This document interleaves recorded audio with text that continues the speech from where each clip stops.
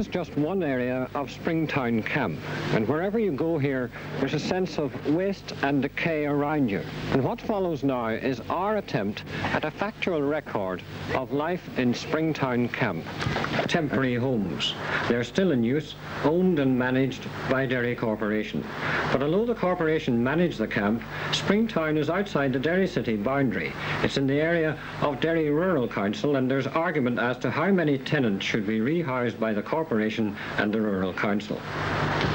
In Springtown, there's a feeling of drift and rejection, and any appearance of space merely accentuates the sense of desolation. And while administrators debate who should house whom, 500 to 600 people still live here, 16 or 17 years after the huts were finally converted into temporary accommodation. This, then, is the story of living conditions in Springtown, but first, some brief case histories of years spent in the camp. Mr. William. Well, I've been living here for 18 years, and I was 11 years of age when I first came out here. Mr. Brennan lives in a hut of 17 people. His widowed mother is there, so are other relatives, and they cook, eat and relax in one room. The 17 people in the hut include the McNutt family of 7. Homework, sleeping, playing, all in one room, 12 foot square. The eldest child is a boy of 13, and the youngest is his 5-month-old sister, a baby that's already been in hospital. Will I get them all out? Live on a wee man and we flip. We man and we flip. I love it. Beside the McNutts live Mr. Brennan and his family. Beside, meaning a neighbouring room in the same hut, a room that's even smaller. 3 young ones and their parents live in this space about 10 feet by 6.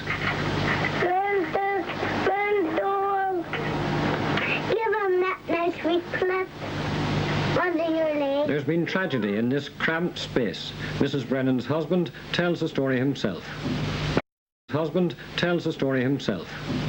Well, I've had 2 youngsters died out here. What was wrong with them? One was died with saline pneumonia, and another died with a German bells in Belfast. What do you blame for that? Well, I blame the conditions I'm living in.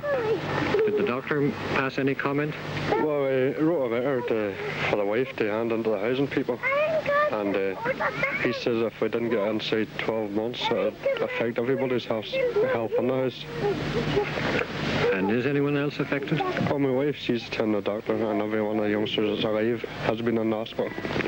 Now, Mrs. Margaret Sweeney, in Springtown, 15 years, 12 people in her hut. I've had a daughter, was for 7 years in the chest hospital. She went to Belfast to have a lung out.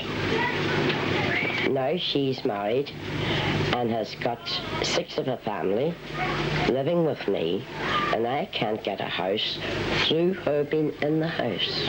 To get a new house, I'll have to put my daughter and her family out. And there's no mother going to do that with her own flesh and blood. Another comment, Mr. George McLaughlin, father of 7. Well, when you come on at night and put them youngsters to bed at 7 o'clock at night or 8, they're on their line in the cold and dampness. And when you get up in the morning, so it's bound to be affecting their health, because I seen me often, the wife often, having to get a towel in the morning and drying their hair with the dampness and the frost in the huts. I think it's inhuman. Mr. McLaughlin's hut has obvious defects, some structural, others that are a danger to life.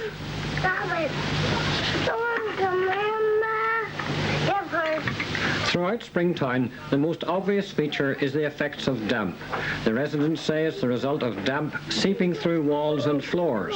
Officials might say it's condensation caused by oil heaters. The point is, there is damp. What attempts have people here made to get new homes? What's their reaction after they've waited for years? Mrs. Fleming gives her answer in tones devoid of passion.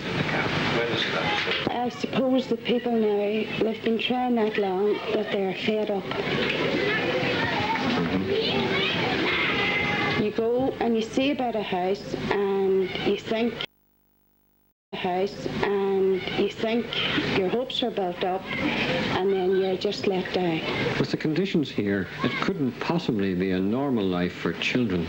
No, they never have been upstairs. That is a problem too. They don't know what it is to live in a home because you wouldn't call these huts a home.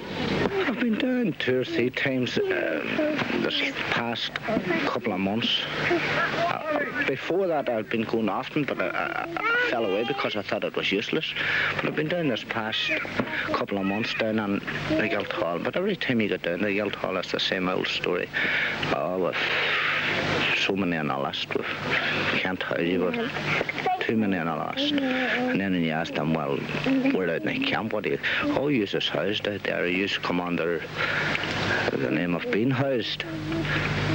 So officially, they are housed. 12 and 6pence a week for a hut, including rates. And the money is divided between Derry Corporation, Derry Rural Council and Derry County Council.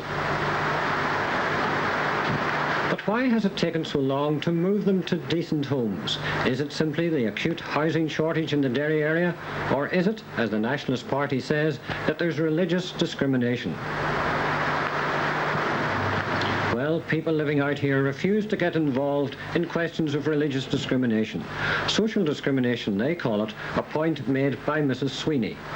They rate us in the city as just like gypsies. That's the people in Londonderry City itself? Mm-hmm. I don't know why they have a bar against us. But even if your children are applying for a job, it seems they don't ask them now what school they went to. But it's as soon as they give Springtown as an address, well, that's them finished. They can't take a responsible position in the city. You would think they're a lot of crooks or something, which they aren't. Let's face it, religion and politics are inseparable in the Derry area. Many people at Springtown try to maintain decent domestic standards. But are they the victims of religious discrimination? Because most of them are Roman Catholics. Certainly there's no discrimination among themselves, a point that was emphasised by Mr. William Campbell, whom we met earlier in this report. Our interpretation of it is that at some form of social segregation. It seems we're not good enough to live in a community of houses. How do you mean social segregation? Well, it seems that they've housed now what they consider the rehousable out of Springtown, and we're left to the ways of the order. Do you accept the allegations in newspapers that there's discrimination against people in the camp? As far as we're concerned, we don't want this brought out as a political issue.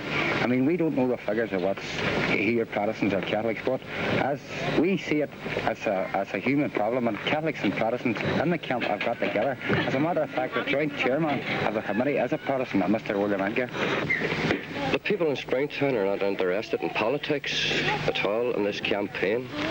There's been Protestants and Catholics living here together in harmony for the last 17 or 18 years, and there hasn't been any trouble, to my knowledge, among one another. Are the people here mainly Catholic or Protestant? They are mainly Catholic. There is about 10 Protestants in Springtown camp. Are you ever in touch with aldermen or councillors in Derry Corporation, or indeed councillors on the Rural Council for that matter? No, we never have. We haven't seen any of the councillors or anybody in Springtown camp. I haven't since I came here. And the only time we see anybody at all is whenever they're looking for votes. That might be once every 4 years. An alderman who came to Springtown to be interviewed was Alderman James Hegarty, a nationalist member of Derry Corporation. He said it was for the corporation as a whole to settle this, but he refused to be interviewed in political terms, simply because the residents asked him not to. Alderman Hegarty honoured their request, but I felt obliged to ask him about land available in Derry City for housing, because the Nationalists allege that Unionists won't let substantial numbers of Catholics into Protestant wards because it would upset the voting pattern. What is the land situation for building new houses? Well, at the present time, as far as you probably know, we don't get to know very much of the affairs in the corporation, but as far as we have been told, the only land available now at the present time is land at Dampness in the waterside area. But after all, in Derry, 5 minutes takes you out the open country. This is a case for boundary extension. There's plenty of land around. Why not build in the waterside area then? Well, that's another question. In what way? Another question. In what way? That was entirely a political question. And Is Waterside a unionist or nationalist? Well, Waterside is unionist, but I wouldn't like to drag that in politics into this affair at all.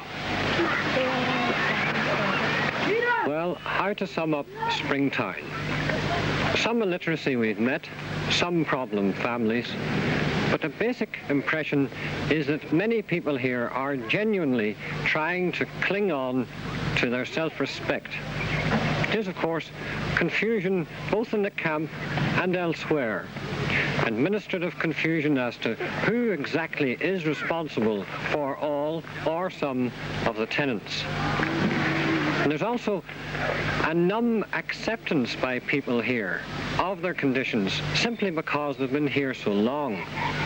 And there's also a gulf between the young mother of, say, 5 children and what is vaguely called authority. And then there's the undercurrent of politics and religion. But let's look at the facts as we know them up to date. Over the past 5 years, 49 families from Springtown have been rehoused, 29 by Derry Corporation and 20 by the Northern Ireland Housing Trust. Now that works out at the rate of 10 families a year. Now, taking a conservative estimate of 120 families still remaining here, it would mean that there would be another 12 years